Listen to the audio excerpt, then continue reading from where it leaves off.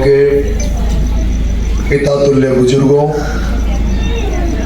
छत पे खड़ी सामने खड़ी मेरी माता बहनों, युवा साथियों, प्यारे बच्चों,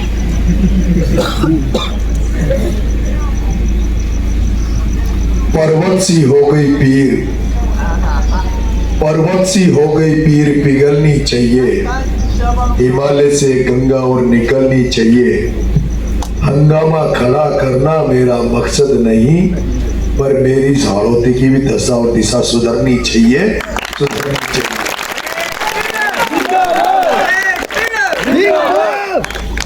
मेरे बड़ा के साथियों, अभी मैं मांगरोल में एक बहुत बड़ी माइनॉरिटी समाज की सभा में से आया हूं और मैंने वहां कहा था कि मैं भारतीय जनता पार्टी के 2 प्रत्याशियों के खिलाफ खड़ा हूं। जहां बीजेपी ने की तरफ से मोरपाल जी सुमन कमल के फूल पे लड़ाई लड़ रहे हैं और ओम बिरला और अमित शाह की तरफ से प्रमोद जैन भाया पंजे पे लड़ रहे हैं। बात सही है कि नहीं है? कल परसों एक मुझे धमकी दी गई थी और उस धमकी में ये निकल के आया, सच्चाई उसकी जब देखी तो धमकी देने वाला ओम बिरला का कार्यकर्ता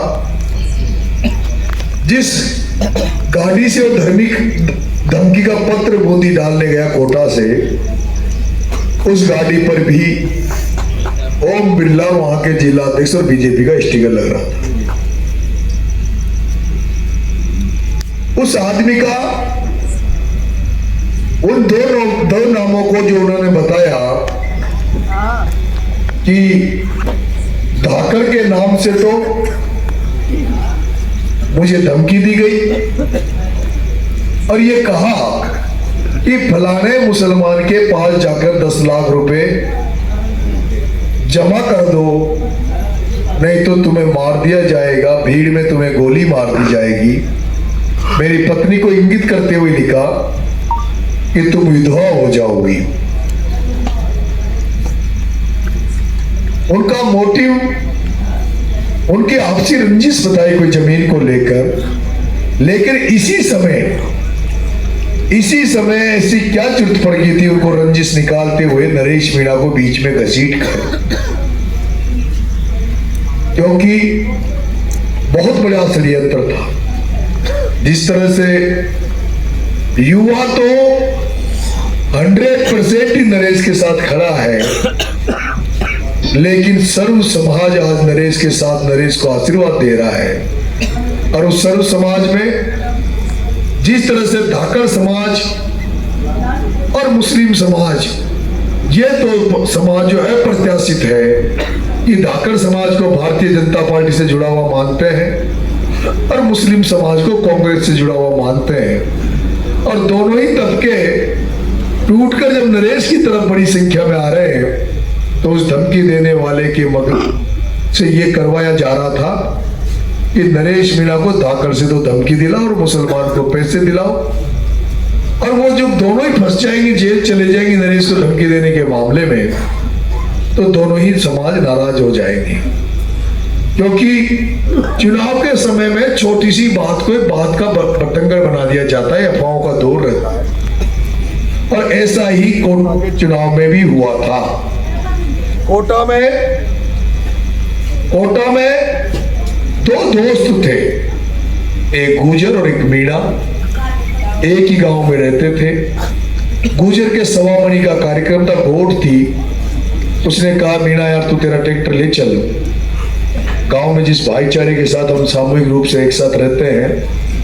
ट्रैक्टर लेके गया, उसकी मदद करने गया, लेकिन रास्ते में एक्सीडेंट हो गया, टोली पलट गई। गुर्जर समाज के व्यक्ति की पत्नी उसमें मर गई। एक्सीडेंट में गुर्जर समाज के व्यक्ति की पत्नी का एक्सीडेंट में मौत हो जाती है। ट्रैक्टर वाले की कोई गलती नहीं थी, उसने तो लेके जा रहा था उसकी रसोई में, लेकिन कुदरत है कभी भी एक्सीडेंट हो सकता है।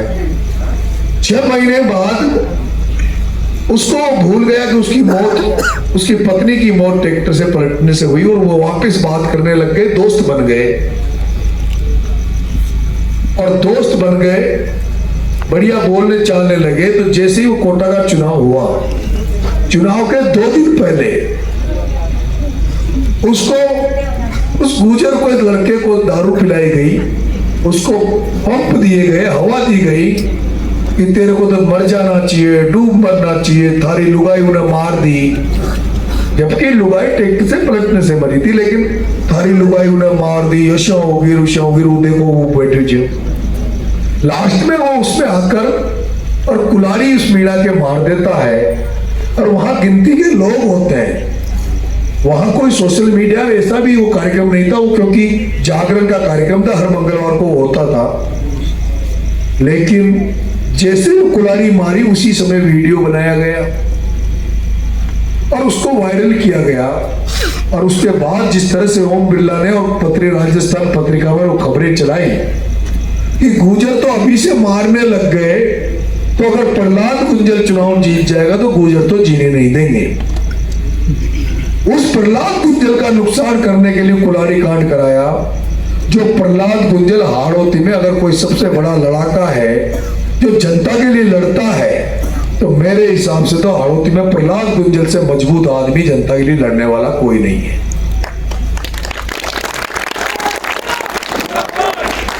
लेकिन षड्यंत्रकारी सफल हो गए, षड्यंत्रकारी सफल हो गए। प्रहलाद गुंजल एक किसान का बेटा चुनाव 40,000 से हार गया, और वो धन्ना सेठ व्यापारी जिसने पूरे कोटा को, बूंदी को बर्बाद कर दिया, वह ओम बिरला चुनाव जीत गया। वह ओम बिरला चुनाव जीता, जो देश के लोकसभा स्पीकर है, देश में 3 से नंबर में बैठा है। वो व्यक्ति षड्यंत्र करना जानता है। वो व्यक्ति ओम बिरला नरेश मीणा को 8 महीने टोक की जेल में डालना जानता है। वो ओम बिरला प्रमोद जैन भाया पे 18 मुकदमे होने के बाद भी प्रमोद जैन भाया को जेल में नहीं जाने देता। वो ओम बिरला जो ईडी सीबीआई सभी विपक्ष के नेताओं के पास घर चली जाती है, लेकिन भाया के घर नहीं आने देता। वो ओम बिरला जो अमरलाल मीणा जो डबल इंजन की सरकार, भाजपा की सरकार में एमएलए होते हुए भी उस पर पुराना मुकदमा खुलाकर उसको विदायगी खोकर जेल भेज सकता है।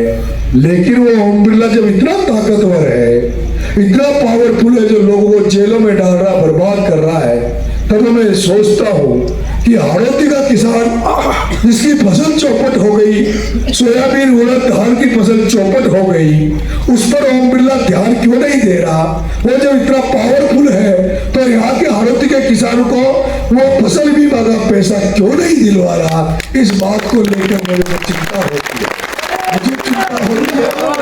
मुझे चिंता होती है कि वो ओम बिरला जो माहेश्वरी उसी की जाति के व्यक्ति की एलन कोचिंग को छीनने के लिए, उसमें शेर मारने के लिए पूरी कोचिंग बर्बाद हो गई, जिसका ऐसा कोटा में वातावरण हो गया कि छोटे छोटे बच्चे आत्महत्याएं कर रहे हैं। वो ओम बिरला कहाँ गायब हो जाता है? वो ओम बिरला कहाँ मर गया जब हमारा किसान भाई का 1800 में 2000 में खाद का कट्टा ला रहे हैं, वो भी अटैचमेंट के साथ ला रहे हैं। मैं उस वसुंधरा से भी सवाल पूछना चाहता हूँ, वसुंधरा जी आप भी 2 बार मुख्यमंत्री रही, आप 5 बार सांसद रही, 5 बार आपका बेटा सांसद है, क्या कारण है इन किसानों की दशा नहीं सुधर रही, इन किसानों की दिशा नहीं सुधर रही?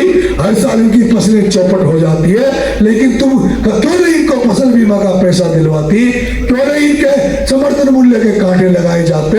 आज सोयाबीन बिक गई, लेकिन समर्थन मूल्य के कांटे नहीं लगे। जहां मध्य प्रदेश में किसानों को 5,000 रुपए सोयाबीन के मिल रहे हैं, वहीं राजस्थान में 3,000 रुपए की कीमत पर किसानों को सोयाबीन बेचनी चाह रही है। इसलिए मेरे भाइयों, इसलिए जब मैं देखता हूं कि तुम्हारी रखवाली करने वाला कोई नहीं है, गरीब मजदूर कमजोर शोषित किसानों की बात करने वाला भी नहीं है। तब मुझे दुख होता है। मैं देखता हूं कि मेरा एरिया, मेरा क्षेत्र 50 साल पीछे चल रहा है। आरती क्षेत्र पश्चिमी राजस्थान, पूर्वी राजस्थान से हम लोग 50 साल हैं, जहाँ खरसाना में किसान आंदोलन होता है, जहाँ पे सोयला में किसान आंदोलन होकर 5 किसान अपनी बलि दे देते हैं, जहाँ पे देश में पंजाब हरियाणा का किसान जब काले कानूनों के खिलाफ देश की संसद में चढ़ जाता है, लाल किले पे झंडा फहरा देता है, जब दूसरी तरफ इस आरोपी को देखता हूँ जब कोई उद्योग धंधे नहीं है, जहाँ कोई उद्योग धंधे नहीं है, जहाँ कोई नौकरियां नहीं है, केवल यहाँ का किसान डिपेंड है तो खेती बाड़ी पे है, फिर भी यहाँ का किसान क्यों जागृत नहीं हुआ, क्यों अपने हकों की लड़ाई क्यों नहीं लड़ता, क्यों यहाँ पे आंदोलन खड़े नहीं होते। मैं देख रहा हूँ, ऐसा नहीं है यहाँ आंदोलन खड़ा करने वाले लोग नहीं थे, लेकिन जितने भी किसानों की बात करने वाले लोग थे उनको राजनीतिक षड्यंत्र करके उनको ठिकाने लगा दिया गया, उनको घर बिठा दिया गया। जैसे प्रहलाद गुंजल को, जो इतना मर्द, इतना दबंग, इतना दमदार नेता था, उसको कोटा में आगे नहीं बढ़ने दिया जा रहा, उसी तरह से इस 12 में भी मनोज चौधरी किशनगंज, उसको घर बिठा दिया। सुनील गारो जो नेर का अध्यक्ष था, उसको घर बिठा दिया गया। दिनेश यादव जो किसानों की बात करता था, उसको घर बिठा दिया गया। निर्मल माथुरिया जो युवा नेता था, उसको घर बिठा दिया गया। अजीत सिंह माथुरी को घर बिठा दिया गया। भरत मारन को घर बिठा दिया गया। शिवनारायण नागर कहाँ गायब हो गए, उनके परिवार वाले कोई नहीं पूछ रहा। आज रघुवीर सिंह जी कौशल की हालत देख लो, ललित किशोर चतुर्वेदी, जितने भी अच्छे लोग थे, भरत सिंह जी कुंदनपुर, इनके घरों की हालत जाकर देखना। मैं शिवनारायण जी नागर के घर जाकर आया हूँ, नीचे भैंसे बंध रही थी, ऊपर सोयाबीन सूख रही थी, उनकी जमीन बिक गई राजनीति करते हुए। जमीन, भरत सिंह कुंदनपुर का बेटा 7 लाख रुपए साल की नौकरी करता है, लेकिन इस भाया के पास ऐसा कौन सा ताबीज है, ऐसा कौन सा जादू है, जो खुद तो 17,000 करोड़ का बन गया, 100 करोड़ का पेतरा हो गया, डाबरा, काबरा, विष्णुगढ़ सब 100 करोड़ के हो गए। यहाँ जब कम पड़ गए तो मनोज जैन, एक माधोपुर से एक साथी को, अपने एक रिश्तेदार मनोज जैन को लाकर पूरी माइंस संभला दी, उसको करोड़पति बना दिया। लेकिन मैंने नहीं देखा कि बड़ा का कोई व्यक्ति करोड़पति बना हो। बना कोई करोड़पति आपके गांव में? बना कोई 100 करोड़ का, 5 करोड़ का, 2 करोड़ का? चलती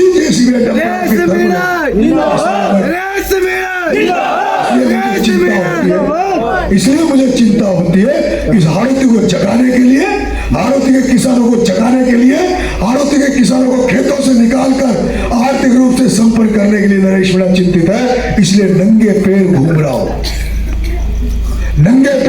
हूं, जैसे भगत सिंह ने इस देश को आजाद कराने के लिए बलिदान दिया, त्याग किया, उसी तरह मुझे पता है सबसे पहले मुझे बलिदान देना होगा, मुझे कीमत चुकानी होगी। जब लोगों को लगेगा, जब लोग देखेंगे एक युवा हारोती में पैदा हुआ लड़का 8 महीने जेल काटी, टॉप में 40 दिन जेल काटी झालावाड़ में, लेकिन जो समझौता नहीं कर रहा, जो रुकने नहीं। मैं उन दलालों से कहना चाहता हूं जो प्रमोद जैन भाई के इर्द गिर्द घूमते हैं, और आपसे कहना चाहता हूं कि दलालों, मुझे तो अगर मैं फॉर्म वापस ले लेता ना और कीमत लगा लेता तो घर बैठे 100 करोड़ दे जाता भाया। नरेश मीणा तो दलाली करता, और नरेश मीणा अपनी कीमत लगवा देता तो घर बैठे 100 करोड़ दे जाता। नरेश मीणा जब गुंजल के साथ लग रहा था तब ओम बिरला घर बैठे पैसे दे जाता। घर बैठे मेरे को ऑफर भी दिए, मैं जब जेल में था तब भी ऑफर दिए और हर जगह ऑफर दिए। लेकिन नरेश इस आरोपी को आजाद कराना चाहता है। नरेश मीणा जिस तरह से चौधरी चरण सिंह ने कहा था कि किसान का एक पैर खेत की मेड़ पे होना चाहिए, दूसरा पैर किसान का संसद की सिटी पे होना चाहिए, तब जाकर किसानों का भला होगा। राजेश पायलट ने कहा था जब तक किसानों के बेटे पढ़ लिख कर उनकी जगह नहीं पहुंच जाएंगे जहाँ नीति और कानून बनते हैं, जहाँ नीतियां बनती है, तब जाकर किसान का भला होगा। आपका बेटा नरेश मीणा भी यही चाहता है कि आप लोग खेतों से निकलो, और धंधे पानी में आओ, शिक्षक में आगे बढ़ो। और जब आप लोग राजनीति को अपने हाथ में ले लोगे, एक जमाना था जब राजा महाराजाओं में राजनीतिक पावर लेने के लिए, सत्ता का मालिक बनने के लिए, राज प्राप्त करने के लिए आपस में युद्ध होते थे, हजारों लोग मरते थे, तोपें लेके, घोड़े लेके एक दूसरे पे आक्रमण होते थे। आज राज लेने के लिए ना तलवार तुम्हें चलानी, ना लठ तुम्हें चलाना, तुम्हें तो एक होना है मेरे किसान के भाइयों, किसानों के बेटों, तुम्हें एक होना होगा, राज को अपनी मुट्ठी में लेना होगा। जब राज तुम्हारी मुट्ठी में होगा तो थर्मल भी, चौकी की थर्मल भी तुम्हारी मुट्ठी में होगी, कवाई की थर्मल भी तुम्हारी मुट्ठी में होगी, गड्ढे पान की थर्मल भी तुम्हारी मुट्ठी में होगी। आज दिन तक बता दो मुझे 12 जिले में कितने लोगों को छबड़ा थर्मल, अडानी थर्मल, गड्ढे पान की थर्मल में नौकरियां मिली हुई है? बताओ आप लोग। अगर आपके यहाँ कोई आके प्रमोद जैन भाई आता, आपने इतनी बार वोट दिए हैं, आपके बगल में नाटक नोटंकी करके अड्डे बना लिए, जहां से पैसा बांटने के अड्डे हैं, जहां पर धर्म के नाम पर अड्डे बनाकर जब भी चुनाव आता लोगों को बुलाकर राजनीति रोटियां से की जाती है। उससे पूछना चाहता हूं प्रमोद जैन भाया से, किस गांव में जाकर तूने क्या कब कहा कि चलो छबड़ा में नौकरी लगा दूं, चलो थर्मल में नौकरी लगा दूं? लगाई बड़ा की बावड़ी में नौकरी लगाई हो तो बता दो। अगर वो चाहता तो कोचिंग खोलता, भंडारा वो चाहता तो निःशुल्क कोचिंग, वो चाहता तो निःशुल्क कोचिंग क्लासेज खोलता, वो चाहता तो। लेकिन वो क्यों चाहेगा? वो तो उसने तो जब कोरोना में 2020 में जब कोरोना काल था, लोग इलाज कराने जब वहां जा रहे थे, क्या नाम से हॉस्पिटल, सरकारी हॉस्पिटल में, तब सरकारी हॉस्पिटल वाले कहते थे हमारे पास तो ऑक्सीजन सिलेंडर नहीं है, हमारे पास दवाइयां नहीं है। लोग पूछते थे कहाँ जाए साहब? प्रिया हॉस्पिटल, प्रिया में जाओ, प्रिया में मिलेगा। प्रिया में जाने के बाद सारा सरकारी हॉस्पिटल की मेडिकल मेडिसिन सारी प्रिया में मिलती थी, सरकारी डॉक्टर भी वहाँ सेवाएं देते थे, वो जो संविदा पे नौकरी लगते थे वो वहाँ पर काम करते थे। और वहाँ पर जो बिल बनता था उस चोर को, उस काल में भी जब लोग मर रहे थे और लोग जो जन सेवा में है वो जनता की सेवा कर रहे थे, तब भी वो प्रमोद जो वही वो समय था मेरे भाइयों, तुम्हें पता हो तो वही वो समय था जब कोरोना के काल में ब्लड कम पड़ गया था, तो नरेश मीणा ने पायलट साहब के जन्मदिन पर सबसे ज्यादा राजस्थान में ब्लड डोनेशन कैंप 12 में लगाया था। वो 1700 यूनिट किसी न किसी के 12 के लोगों के काम आया होगा, 12 के लोगों के काम आया होगा। और उसी समय प्रमोद जैन भाया यहाँ की पीड़ित जनता को, जो मरे पड़े थे, उनको लूटने का काम कर रहा था। इसलिए समझने की जरूरत है। आप लोगों से 2.5 साल के लिए मौका मांगने आया हूँ, 2.5 साल के लिए मदद मांगने आया हूँ। 2.5 साल एमएलए इस भाई को बना दो, 2.5 साल में आपको पता लग जाएगा कि एमएलए कैसा होता है। बनते ही तो आचार संहिता के लगने के बाद किसानों को फसल बीमा का 1-1 रुपया दिलवाने की गारंटी लेता हूँ। 1-1 रुपया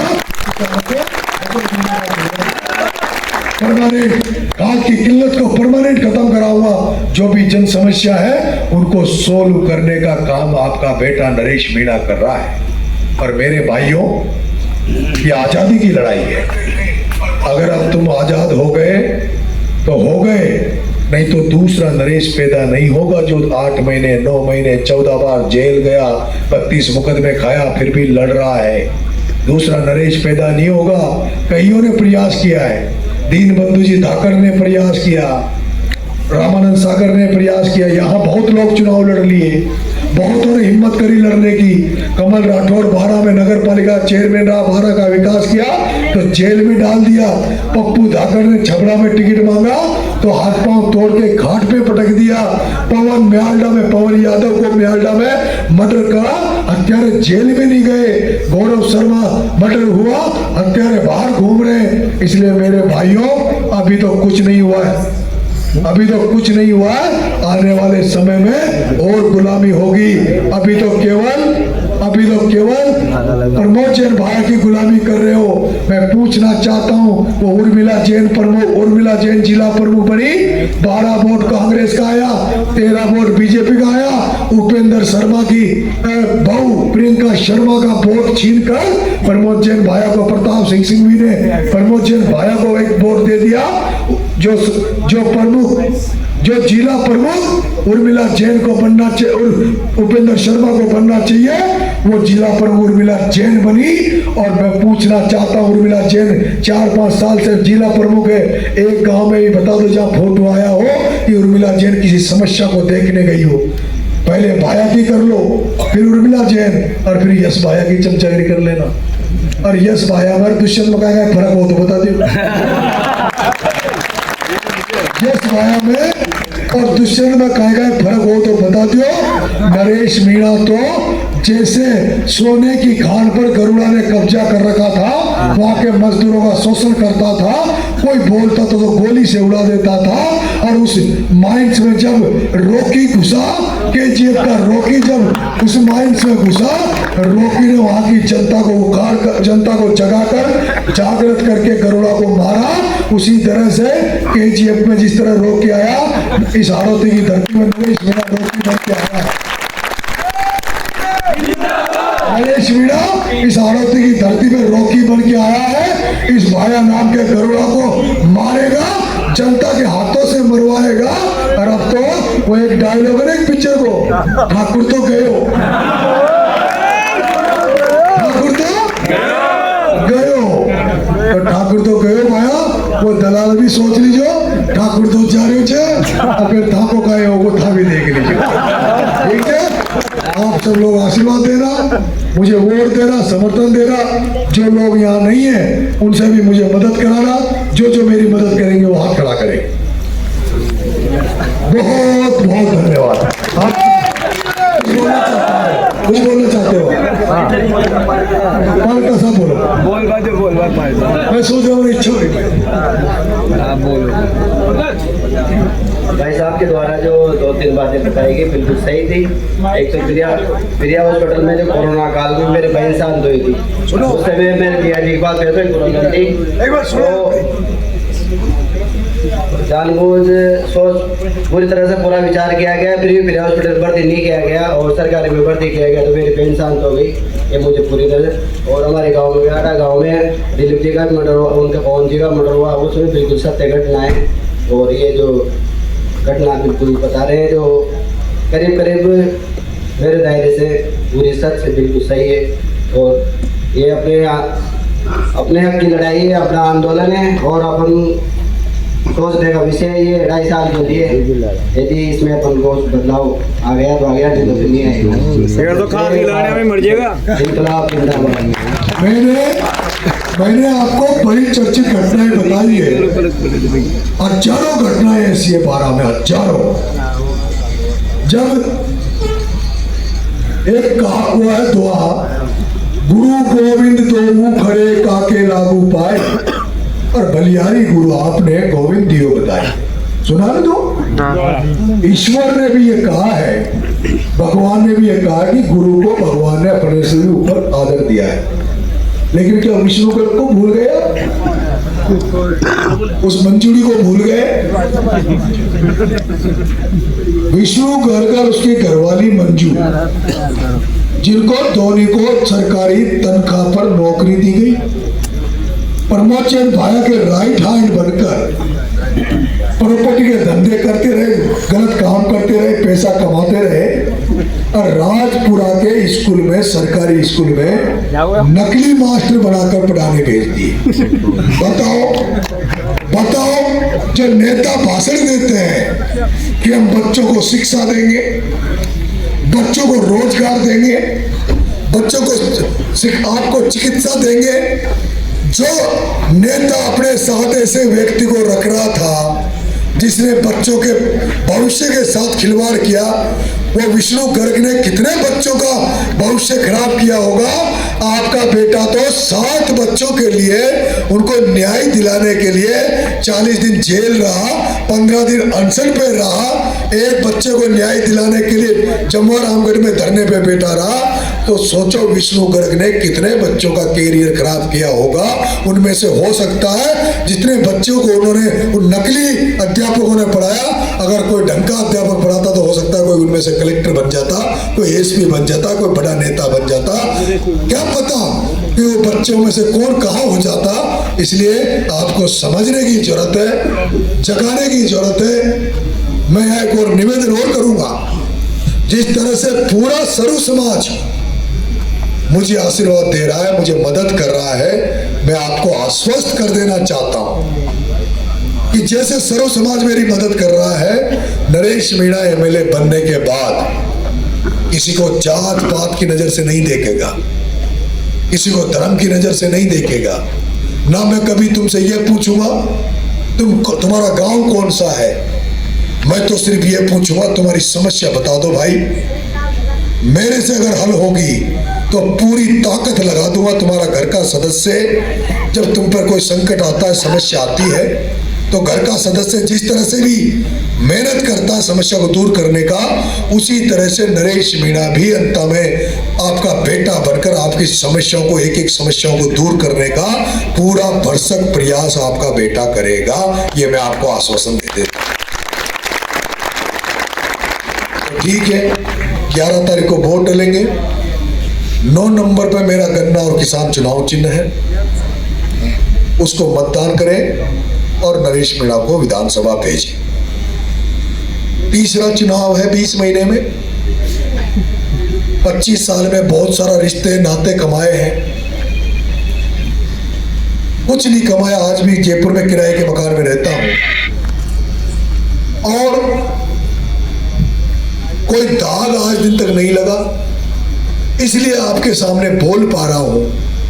अगर कहीं भी छोटा मोटा भी गड़बड़ करता तो वसुंधरा जी, ओम बिरला जी मुझे जमीन के अंदर गाड़ देते।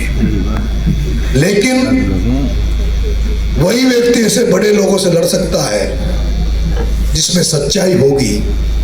मेरे से पहले मैंने एक सत्यपाल जी मलिक को बोलते हुए सुना है, लड़ते हुए देखा है, जो जम्मू कश्मीर के गवर्नर थे, जिन्होंने पुलवामा के मामले में जब आवाज उठाई तो उनको गवर्नर का पद छोड़ना पड़ा, राज्यपाल का पद छोड़ना पड़ा।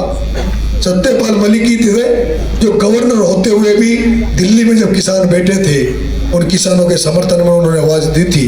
और उन्होंने इसलिए कहा था, और उन्होंने कहा था कि मेरे पे ईडी भेज दो, सीबीआई भेज दो, मैं तो फकीर हूँ, एक कमरे में रहता हूँ। उसी तरह से आपका भाई ये लड़ाई लड़ रहा है। अब तय आपको करना है। जैसे अभिमन्यु को फंसाया था, वैसे कांग्रेस बीजेपी सब मिलकर, सारे बड़े बड़े नेता मिलकर मुझे घेरने का प्रयास कर रहे हैं। अकेला लड़ रहा हूँ, वो तो बाबा खाटू श्याम की कृपा हो गई, जो बारिश हो गई, इसलिए जनता भी ठाली हो गई और जनता को भी छूट मिल गई जो मेरा प्रचार कर रही है, इसलिए ताकत दिख रही है। इसलिए आप भी इसमें शामिल होइए। ये एक तरह का पुण्य का काम है। ये हाड़ौती में आने वाले भविष्य का काम है, हमारे आने वाली पीढ़ियों का चुनाव है। मैं वादा करता हूँ कि आपको कभी भी निराश नहीं करूँगा। आपको कभी ऐसा नहीं लगेगा कि जो व्यक्ति, क्योंकि मेरी लड़ाई एमएलए एमपी की नहीं है, राजनीति में नहीं चाहता। मैं तो ये चाहता हूँ कि मैं दिलों में जगह बनाऊं, ऐसी जगह बनाऊं कि नरेश मीणा मरने के बाद भी लोगों को याद रहे, लोग मरने के बाद भी उसको याद करें। राम राम साहब।